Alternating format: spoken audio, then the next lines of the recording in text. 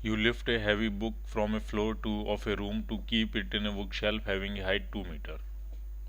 In this process, if you take 5 seconds, the work done by you will depend upon. किस किस चीज़ पे work done depend करेगा? तो book का मास अगर m है और उसको आपने h हाइट पे रखा है तो वर्क डन बाय यू जो होगा वो होगा increase in its potential energy and that is equal to mgh। ये इस बात पर बिल्कुल डिपेंड नहीं करेगा कि आपने ये काम कितनी देर में किया। हाँ, अगर आपको पार निकालनी है तो वो होगा work done per unit time, और वर्क डन आपका होगा mgh, और उसमें टाइम कितना लगा तो t। तो अगर आपको पार निकालनी होगी, रेट ऑफ वर्क डन निकालना होगा, तब वो टाइम पे डिपेंड करेगा। अदरवाइज सिर्फ वर्क डन निकालना है तो वो टाइम पे डिपेंड नहीं करेगा, वो मास पे डिपेंड करेगा, ग्रेविटी पे डिपेंड करेगा, या आपका बुक के वेट पे डिपेंड करेगा और हाइट पे डिपेंड करेगा। तो क्या क्या आंसर बनेंगे इसमें? Mass of the book and time taken की वजह से ये आंसर नहीं बनेगा। Weight of the book and height of the book shelf, बिल्कुल सही है, ये आंसर बनेगा आपका बी पार्ट। ठीक है, height of the book shelf and time taken, ये आंसर नहीं बनेगा क्योंकि इसमें टाइम टेकिन है। और डी पार्ट में mass of the book, height of the book shelf and time taken, ये टाइम टेकिन की वजह से ये भी आंसर नहीं बनेगा।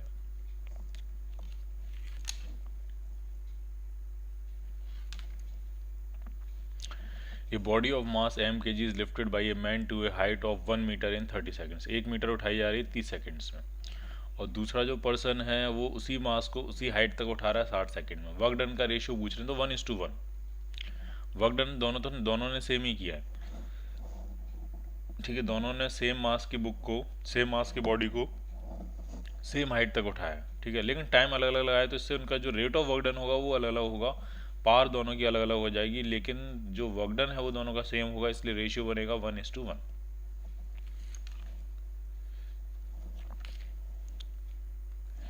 If force 5 I cap plus 3 j cap Newton is applied over a particle which displaces it from origin to a point 2 I cap minus j cap। origin से इस पॉइंट तक डिस्प्लेसमेंट हुआ, ये फोर्स लग रहा है, वर्क डन पूछ रहे हैं तो बहुत ही सिंपल है। फोर्स भी पता है, डिस्प्लेसमेंट भी पता है, तो जो वर्क डन होगा वो हो जाएगा एफ डॉट एस या F dot are, F dot S. Force आपका कितना है तो वो है आपका 5 I cap plus 3 j cap, और जो डिस्प्लेसमेंट होगा वो ओरिजिन से 0,0 से इस पॉइंट तक पार्टिकल को मूव कराया। ठीक है, तो यही इसका डिस्प्लेसमेंट बन जाएगा। तो ये आपका आ जाएगा 2 I cap minus 1 j cap, तो ये कितना आ जाएगा आपका 10 माइनस 3, तो ये आपका आ गया 7 जूल। इतना वर्क डन हो जाएगा।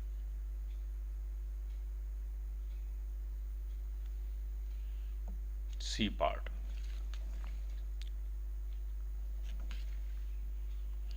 a worker pushes a wheelbarrow with a horizontal force of 50 Newton on level ground over a distance of 5 meter.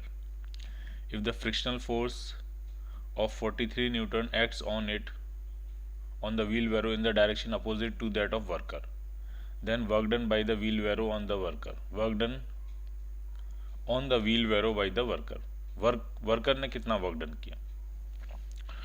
तो कुछ इस तरह की सिचुएशन है,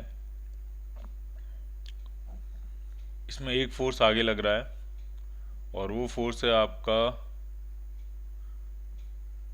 50 न्यूटन, और एक फोर्स फ्रिक्शन पीछे लग रहा है वो है आपका 43 न्यूटन, और डिस्प्लेसमेंट जो हुआ है वो 5 मीटर तक डिस्प्लेसमेंट हुआ है, और पूछ रहे हैं work done on the wheelbarrow by the worker, worker ने कितना वर्क डन किया। तो वर्कर का जो फोर्स है वो तो आपका 50 न्यूटन है और 5 मीटर का डिस्प्लेसमेंट हुआ है, तो वर्क डन बाई जो वर्कर होगा वो आपका 250 जूल हो जाएगा।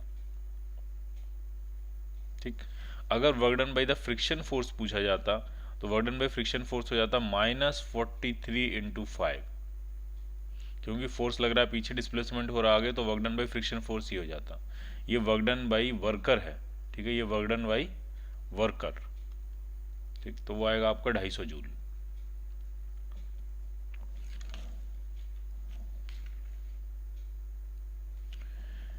A cart is set rolling across a level table at the same speed on every trial. If it runs into patch of sand, the cart exerts on the sand an average horizontal force of 6 Newton and travels a distance of 6 centimeter through the sand as it comes to a stop। ठीक, एक cart है वो horizontal table पे run कर रही है, same speed से हर trial में, ठीक है। जब एक बार जब उसको सैंड में भेजा जाता है उसी स्पीड से, तो सैंड का जो एवरेज फोर्स है वो 6 न्यूटन है, एवरेज रिटार्डिंग फोर्स, और उसकी वजह से वो 6 सेंटीमीटर चल के रुक जाती है। फिर अगर हम ग्रेवल में भेजें तो ग्रेवल में जो एवरेज फोर्स है वो 9 न्यूटन है। तो ये पूछ रहे हैं ग्रेवल में कितना चलने के बाद वो रुक जाएगी, ठीक। तो ये बेसिकली वर्क एनर्जी थ्योरम से इसको हम करेंगे। Work done by all the forces is equal to change in kinetic energy. Change in kinetic energy का मतलब हो जाएगा फाइनल माइनस इनिशियल। पहले केस में 6 न्यूटन का फोर्स था और 6 सेंटीमीटर चला वो, तो जो वर्क डन हो जाएगा वो हो जाएगा -6 इंटू 0.06। फोर्स 6 न्यूटन का और 6 सेंटीमीटर को मैंने मीटर्स में कन्वर्ट करके लिखा है, और माइनस इसलिए लगाया क्योंकि वो रिटार्डिंग फोर्स होगा। पहली इक्वेशन ये बन गई। दूसरी इक्वेशन बनाएंगे अगर हम इसी फोर्स की, तो वो बनेगी -9 इंटू एक्स आपको पता नहीं है, कितना चल के रुकेगा वो आपको पता नहीं है, is equal to change in kinetic energy. तो final minus initial. Initial kinetic energy दोनों केसेस में क्या है, सेम। फाइनल काइनेटिक एनर्जी भी दोनों केसेस में क्या है, सेम। कार्ड को रुक जाना। तो अगर हम दोनों इक्वेशंस को डिवाइड कर दें तो ये माइनस माइनस कट जाएगा, तो ये आएगा 9x/6 into 0.06 is equal to, इधर आ जाएगा आपका 1। तो कैंसिल कर लेते हैं, ये 3 टाइम्स, ये 2 टाइम्स, 3 से कैंसिल करेंगे तो ये आ जाएगा 0.02 टाइम्स। तो x आपका आ गया 0.04 मीटर, यानी 4 सेंटीमीटर चलने के बाद वो रुकेगी। ठीक है, ग्रेवल में जो कार्ट है वो 4 सेंटीमीटर ट्रेवल करने के बाद वो रुक जाएगी। ठीक है, ये क्वेश्चन आपको समझ में आनी चाहिए। Work done by all the forces equal to change in kinetic energy. Change in kinetic energy का मतलब फाइनल माइनस इनिशियल, और वर्क यहाँ पे फ्रिक्शन फोर्स कर रहा है। यहाँ पे जो फ्रिक्शन फोर्स है वो सैंड का है, और यहाँ पे जो फ्रिक्शन फोर्स है वो ग्रेवल का है।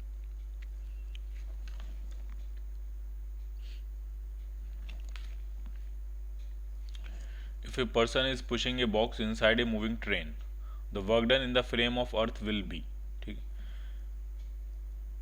तो डिस्प्लेसमेंट्स आप पहले समझो, एफ फोर्स लगा के वो पुश कर रहा है, तो वर्क डन पूछ रहे हैं अर्थ के फ्रेम में।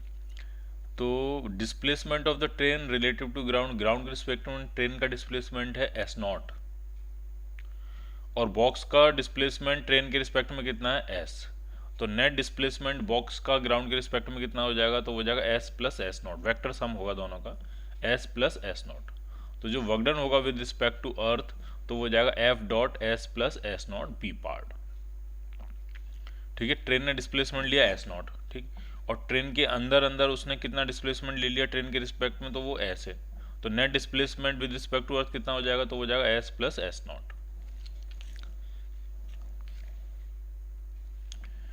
A body is acted upon a force which is proportional to the distance covered. If distance covered is denoted by x, then work done by force is proportional to, ठीक। अब यहाँ समझना क्या है, जो फोर्स है वो भी x के प्रोपोर्शनल है, जो फोर्स है वो भी आपका x के प्रोपोर्शनल है, तो फोर्स को भी हम kx लिख सकते हैं। और वर्क डन पूछ रहे हैं, तो वर्क डन इंटीग्रेशन लगेगा अब तो, क्योंकि फोर्स खुद फंक्शन है, इंटीग्रेशन f dx। तो ये आपका आ जाएगा इंटीग्रेशन kx dx, और जब आप इसको इंटीग्रेट करोगे तो kx²/2। इसका मतलब जो वर्क डन है वो x² के प्रोपोर्शनल आएगा, बी पार्ट।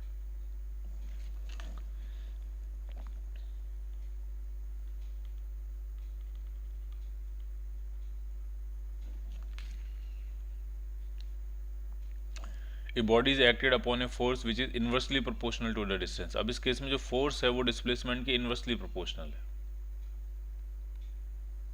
यानी आप F is equal to k/x लिख सकते हो।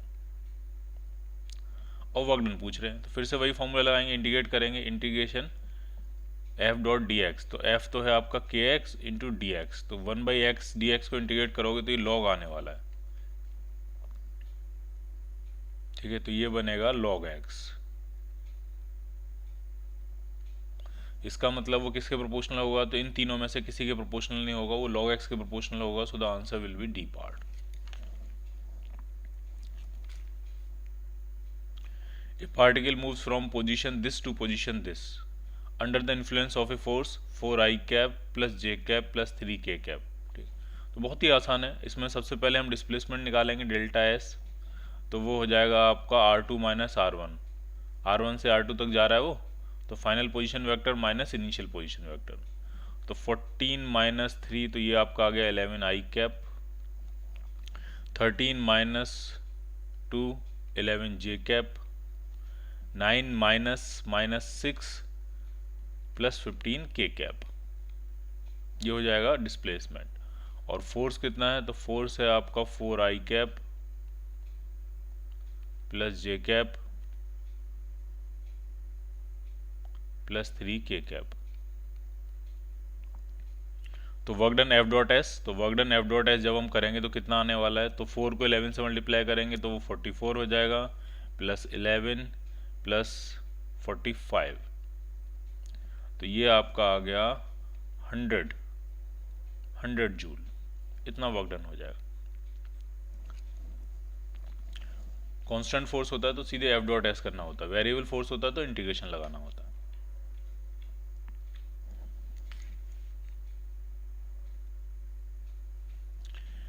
A force of 2x I cap plus 2j cap plus 3z square k cap is acting on a particle. Find the work done by this force in displacing the body from 1 to 3 location to 3 6 1 location. अब ये force variable है तो इसमें work done का formula जो बनेगा वो integration का बनेगा। इंटीग्रेशन एफ कितना है, तो एफ है आपका 2x I cap plus 2j cap plus 3z square k cap dot D S D R, तो ये आपका आ जाएगा डी एक्स आई कैप प्लस डी वाई जे कैप प्लस डी जेड के कैप। 3 डायमेंशन सिचुएशन है, तो जो डिस्प्लेसमेंट वेक्टर है वो भी हमने 3 डायमेंशन लिया है। तो ये कितना आने वाला है, तो ये आपका आ गया 2x dx प्लस इंटीग्रेशन को एक्सपेंड कर दे रहे हैं 2 times dy plus integration 3z square dz। ठीक है, लिमिट्स ये आपकी 1 से लेकर 3 तक है। x की लिमिट 1 से 3 है, y की लिमिट 2 से 6 है और z की लिमिट 3 से 1 है। तो अगर इसको इंटीग्रेट कर दें तो पहले का इंटीग्रेशन आ जाएगा एक्स स्क्वायर और लिमिट्स डालेंगे 3 और 1, तो 3 का स्क्वायर 9 माइनस 1 8 आ गया पहले केस में, प्लस दूसरे केस में 2y और लिमिट डालेंगे तो आपकी पहले 6 डालेंगे तो 12 हो जाएगा, माइनस 2 डालेंगे तो 4 हो जाएगा, 12 माइनस 4 8, ये बनेगा z क्यूब। तो z क्यूब में जब आप लिमिट डालोगे इसमें z क्यूब में जब हम लिमिट डालेंगे तो 1 का क्यूब 1 होता है, माइनस 3 का क्यूब 2 बनेगा 27, तो ये आपका इधर तो हो गया 16 और इधर हो गया minus 26, so the answer will B minus 10 joule, तो आंसर आपका बनेगा ये part.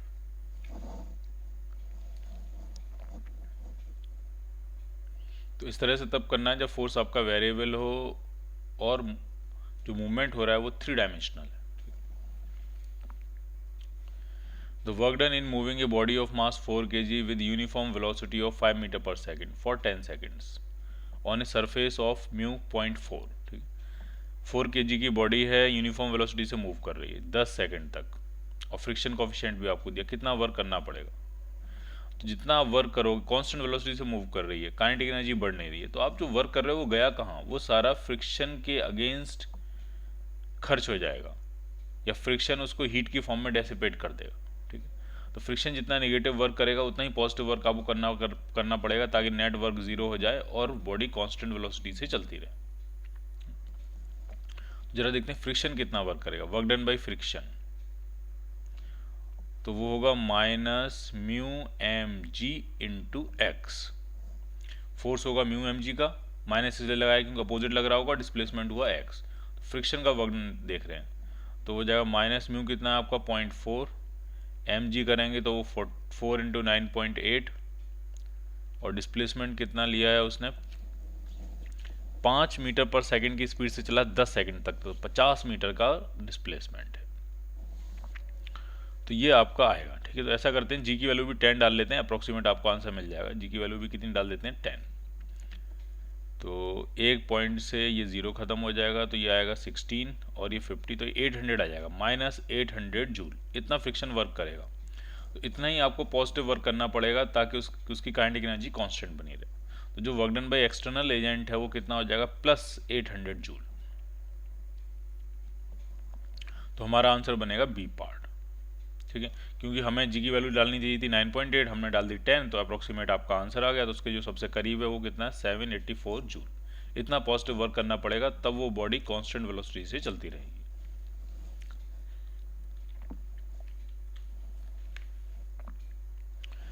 Work done in dragging stone of mass 100 kg up an incline plane 1 in 100। ये जो इंक्लाइन प्लेन है, इसका इंक्लिनेशन आपको कैसे दिया गया वो आप समझना है। इसका इंक्लिनेशन दिया गया 1 in 100, मतलब जब आप 100 मीटर इंक्लाइन प्लेन पे चढ़ोगे तब ग्राउंड से हाइट आपकी 1 मीटर बढ़ेगी। ये है inclination.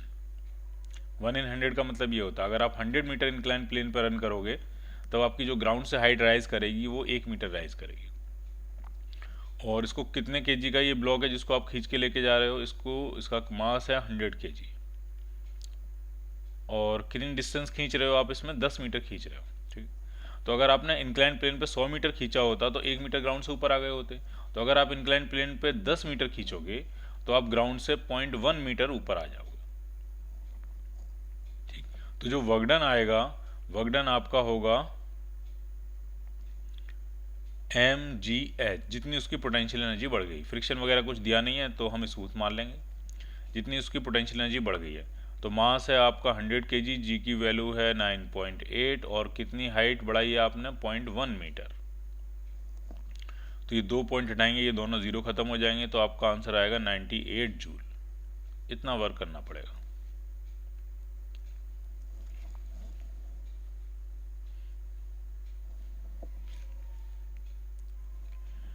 A lone roller is displaced through 1 kilometer using a force of 200 Newton in a direction making an angle of 60 degree with the lone। ठीक है, 1 किलोमीटर तक हमने उसको डिस्प्लेस किया है, तो इस तरह की सिचुएशन रही होगी।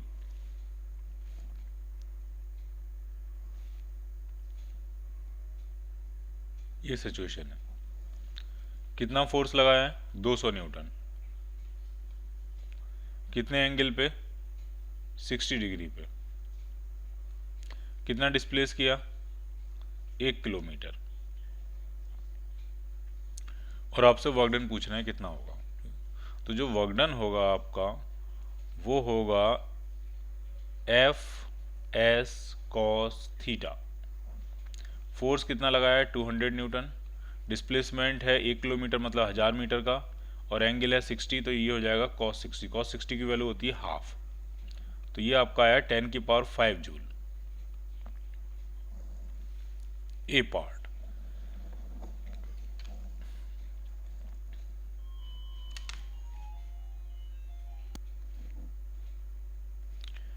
A mass m is lowered with the help of string y a distance h at a constant acceleration g/2।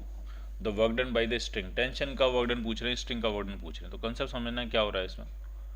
तो इसमें एक मास है, उसमें एक स्ट्रिंग में हैंग किया गया है इस तरह से, और उसको g/2 एस्लेशन से नीचे एस्लेट कर रहे हैं। तो सबसे पहली बात तो ये है कि अगर ये एस्लेशन आपको पता है g/2 डाउनवर्ड है, तो इससे हम टेंशन फाइंड कर सकते हैं कितना होगा। ठीक है, नीचे जो वेट लग रहा होगा वो कैपिटल mg होगा, और g/2 से नीचे एस्लेट कर रहा है, तो इक्वेशन ये बनेगी mg minus T is equal to m a कितना है आपका, g/2।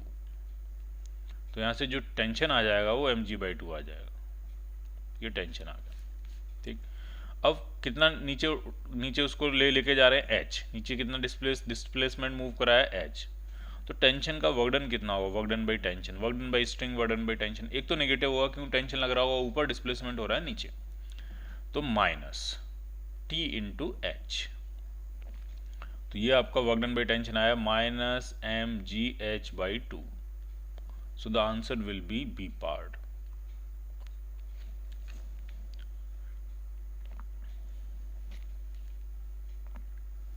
A body of mass 6 kg is under a force which causes displacement s is equal to t square plus 4। The work done by the force in 2 seconds। 2 second में कितना work done होगा, तो displacement की आपको equation दी है t to t square by 4। तो यहाँ से हम वेलोसिटी निकाल सकते हैं इसको डिफरेंशिएट करके, तो ये आपका आ जाएगा t/2। टी स्क्वायर का डिफरेंशिएशन करोगे तो 2t आएगा, 2 और 2 4 कैंसिल करेंगे तो एक 2 नीचे रह जाएगा, तो ये आ गई वेलोसिटी। अब वेलोसिटी अगर आपको पता लग गई तो 2 सेकंड में वर्क डन पूछ रहे हैं, तो वर्क डन जो होगा 2 सेकंड में वो चेंज इन काइनेटिक एनर्जी से हम करेंगे, ये आसान काम हुआ। तो चेंज इन काइनेटिक एनर्जी का मतलब final kinetic energy minus initial, final half M mass कितना है 6 kg, और फाइनल वेलोसिटी जो होगी 2 सेकंड पे, जब आप यहाँ टाइम 2 सेकंड डालोगे तो फाइनल वेलोसिटी 1 मीटर पर सेकंड स्क्वायर आ जाएगी, 1 मीटर पर सेकंड स्क्वायर, तो ये हो गया 1 का square, minus initial kinetic energy, तो हाफ एम कितना है 6 kg, और इनिशियल वेलोसिटी निकालने के लिए टाइम की वैल्यू यहाँ 0 डालोगे तो सब कुछ 0 हो जाएगा, तो ये 0 का स्क्वायर। तो जो आपका वर्क डन आपका आ गया वो आपका आ गया 3 जूल।